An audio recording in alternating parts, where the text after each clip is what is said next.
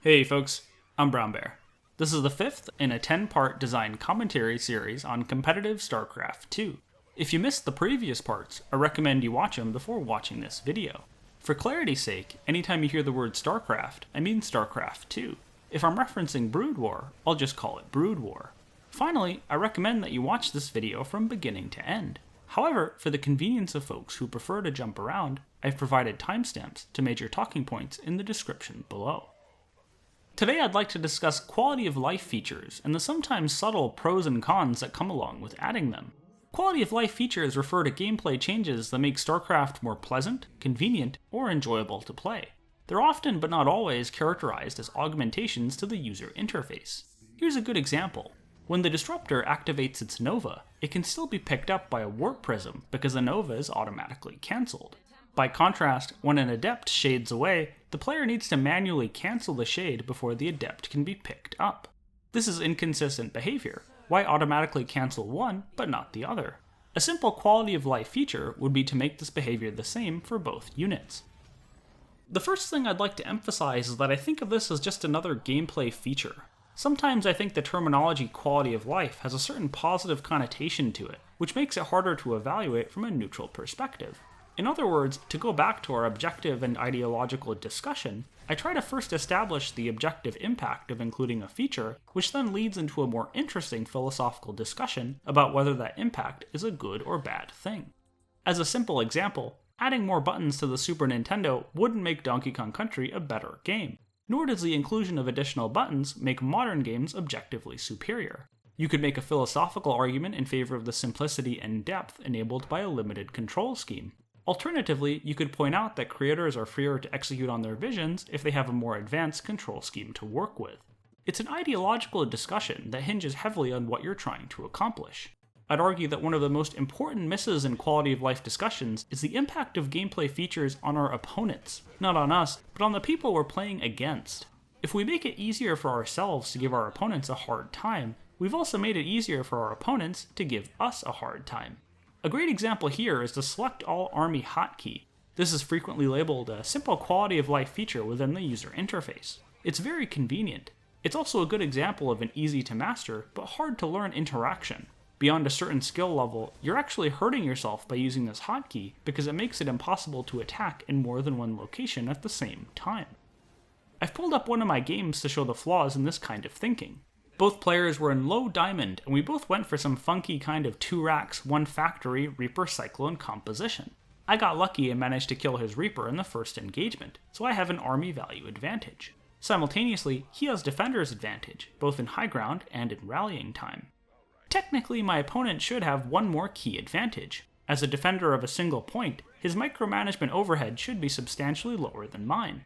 Simple things like knowing how many units he has and making sure they all engage should be really easy because the fight is occurring right next to his production.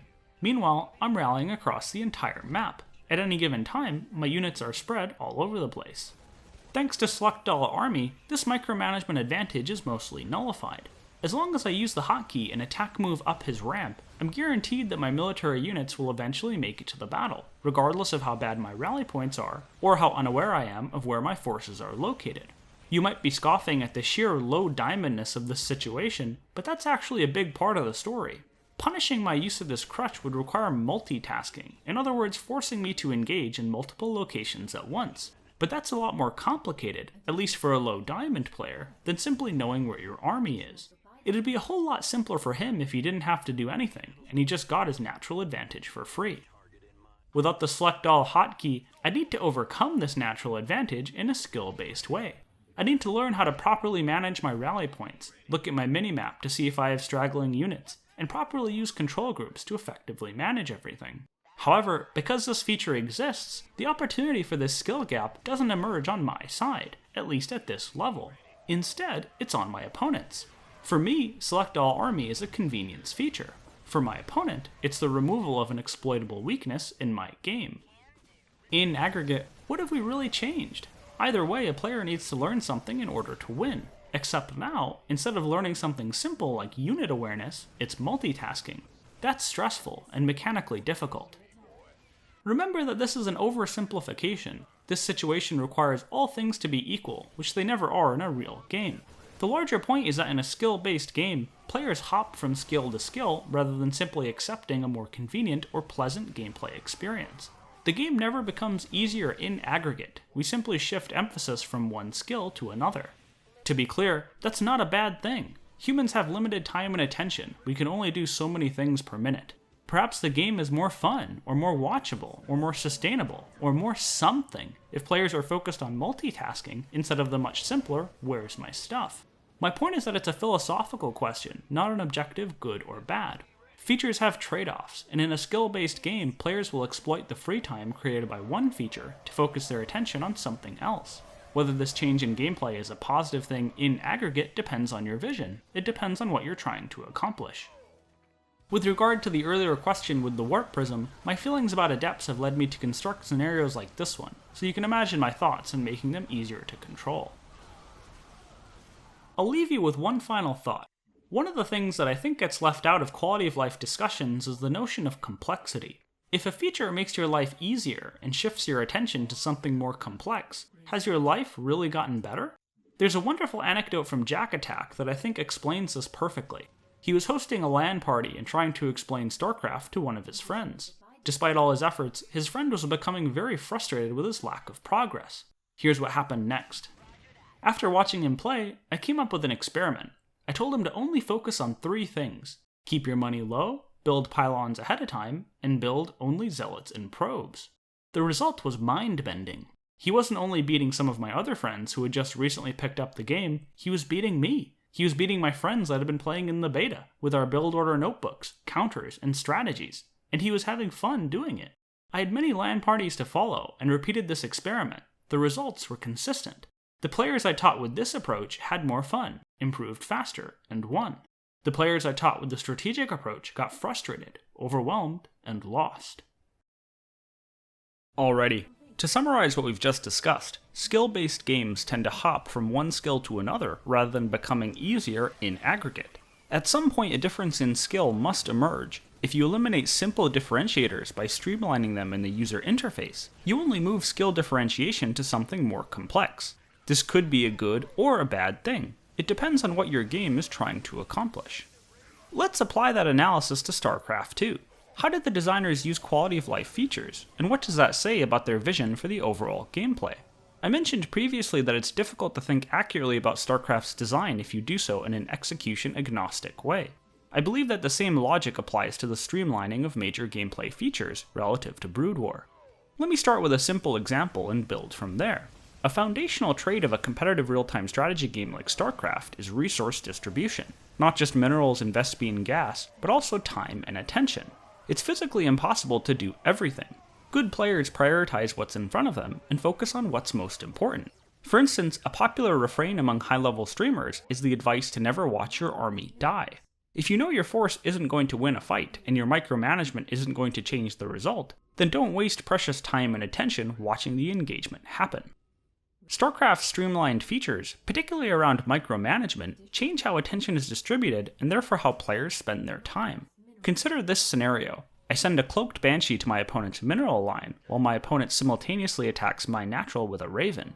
At a high level, there are 3 things I need to think about: attack, defense, and macro, since this interaction happens at a critical transition point to the mid-game. On the top of your screen, you'll see these high-level tasks. We can further break them down into more concrete action items. For instance, our Banshee needs to activate Cloak, kill one worker, kill a second worker, kill a military unit that comes into view, and so on. Our defense needs to move workers away from the auto turret, move workers back to resource collection, and attack the enemy Raven. Our macro needs to build a supply depot, build additional production, build an engineering bay, build a third base, and so on. Even these simple tasks can be broken down further. Tasking workers with resource collection is actually 3 separate steps: Gas Geyser 1, Gas Geyser 2, and Minerals. The user interface speeds this up by allowing selection of all 22 workers simultaneously and offering the use of Shift to efficiently deselect and distribute workers appropriately. That's just a speed increase. More impactful are the user interface niceties that reorder the tasks in front of us. Let's think about our Banshee. She needs to kill workers, worker 1, then worker 2, worker 3, and so forth until she needs to run away. Most of these actions occur in the future when our attention may be preoccupied. For instance, I might have time to tell my Banshee to attack worker 1, but then I need to go back and deal with that Raven. Perhaps that takes a while, meaning I don't task my Banshee with killing worker 2. It decides to attack a building instead. That's a waste of time, so when I have cycles to look at my Banshee again, I order her once again to target a worker. The user interface feature of shift clicking changes how this plays out. I can take the work required to execute these future actions, kill worker 2, kill worker 3, and so on, and complete it now, in the present moment, when I have time and attention to do so. When I go back to do something else, my queued actions get executed in parallel with what I'm actively doing. I don't trade off one action for another, I do them both at the same time. To state this another way, I'm doing additional work in the present to avoid doing work in the future. I only need to kill one worker in the present moment. Shift-clicking allows me to do the work required to kill 10 workers. It's true that this is an oversimplification for higher levels of play, but in that case the power of shift-clicking simply shifts to late-game harassment. You can see this for yourself in replays. In fact, it's so powerful that casters sometimes even point it out explicitly. The ability to do future micromanagement work in the present removes some of the trade-offs you'd normally associate with unit control. A good example is the way unintentionally floating large amounts of minerals in Vespene gas is almost always a mistake. It used to be that this was an acceptable trade-off to frantic micromanagement, but that's no longer the case in StarCraft II. Maybe that sounds like a good thing. Indeed, where a player should ideally focus their attention is largely a philosophical question, and not one that I'll try to answer here. I pointed out to draw a contrast with the design decisions made around macromanagement. Future production is paid for in the present. Regardless of when a unit or building begins production, queuing it requires payment right now. This decision limits the ability of players to reduce future work to today by also transferring future costs to today. The reordering of tasks that we saw in our Banshee example can't be reproduced here. Being able to shift-click our Banshee means removing context switches, a huge savings in attention. With macro management, queuing future units or buildings also means paying for them, but without any of their future value. Supply works in a similar way. It's allocated when a unit begins production, not when it appears on the field. This prevents players from benefiting from future supply without paying for it today. It makes the time required to build a unit a very concrete part of its cost. The game forces you to pay this cost right now, the same way you need to immediately pay for the minerals in Vespene gas. Design decisions around queuing make this a difficult problem to streamline. Players at all levels of the game need to continuously revisit their base in order to build more supply, at least if they're trying to play the game in an efficient way. These decisions around macro management create a genuine macro cycle, a repeating pattern of behavior that players execute over and over, almost unconsciously. This rhythmic cycle is a core component to the sense of playing competitive StarCraft, the feeling players get as they play the game. This goes beyond the high-level experience that we discussed previously, the one-liner goal of why a game exists. It's the moment-to-moment sense, the way your brain feels as it plays the game. I'd argue that this was intentionally designed. I think the design team actually thought about this exact idea.